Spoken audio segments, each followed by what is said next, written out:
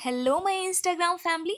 तो आप लोगों में से बहुत सारे लोगों ने बोला कि बड़ी वीडियो बनाइए, लंबी वीडियो बनाइए, तो लीजिए आ गई मैं आप लोगों के लिए एक लॉन्ग वीडियो लेकर के।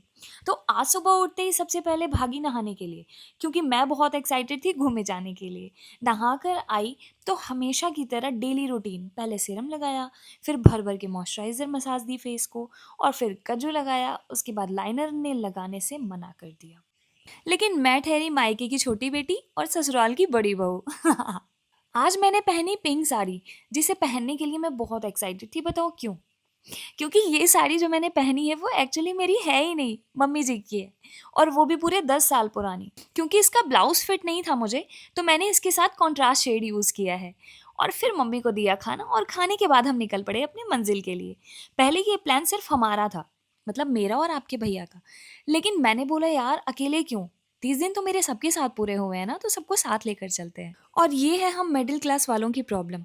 हम गाड़ी लेते हैं 5 सीटर वाली, और हमारी फैमिली होती है 9 सीटर वाली। थोड़ी दूर चलने के बाद हमने टी ब्रेक लिया, और वहाँ हमारा साथ दिया इन दो पाले पाले बच्चों ने। फिर थोड़ी दूर चलने के बाद हमें जाना था वॉशरूम। हम रुके एक पेट्रोल पंप पर, और हम महिलाओं ने भी पुरुष वाला टॉयलेट यूज़ किया। उसके पीछे की वजह बताऊंगी नहीं, आपको दिखाऊंगी। और वजह देख के आपकी हंसी नहीं रुकेगी, क्योंकि ये देखने और पढ़ने के बाद मेरी खुद हंसी नहीं रुक रही थी बाबा। जूहा वहां भी फुल मस्ती में गेंडे का फूल लगाकर फ्लेक्स कर रही थी, और बार बार फ्लेक्स करी ही जा रही थी।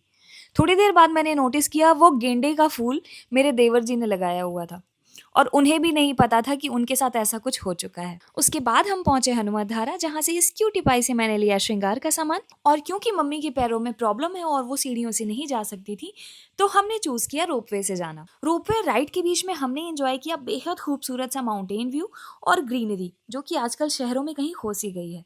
इसी बीच मेरी नज़र पड़ी राहुल पर, और फिर नज़र पड़ी ही रह गई। और फिर हम बढ़ चले हनुमत बाबा के दर्शन के लिए, जहां हमने लिया जोड़े में आशीर्वाद। मन को शांत कर देने वाला सुकून मिला मंदिर के अंदर। उस शोर में भी बहुत शांति मिली। मंदिर से उतरकर शुरू हुआ हमारा फोटोशूट, और फिर हम पहुंचे माता अनुसुईया के दरबार में, जहां पहुंचते ही हमें प्रसाद के रूप में मिली स्वादिष्ट खिचड़ी, और हमने पेट भरकर खाया प्रसाद। और वहां हमसे मिला ये पाला सा बच्चा। और माता के दर्शन के बाद हम निकल पड़े घर की ओर। थोड़ी देर चलने के बाद हमने लिया एक और ब्रेक, और तभी मुझे मिला ये वीआईपी भिखारी, जो कुछ खाने को नहीं बल्कि पीने को मांग रहा था। उसके बाद ये देखिए, आपके भैया मेरे लिए बहुत दूर से चिल्ला रहे थे, और तभी राहुल ने की बैक टू बैक 2 नाकाम कोशिशें। तो चलिए जूहा को घर ड्रॉप करते हैं, और इस ब्लॉग को यही एंड करते हैं, और मिलते हैं नेक्स्ट ब्लॉग में।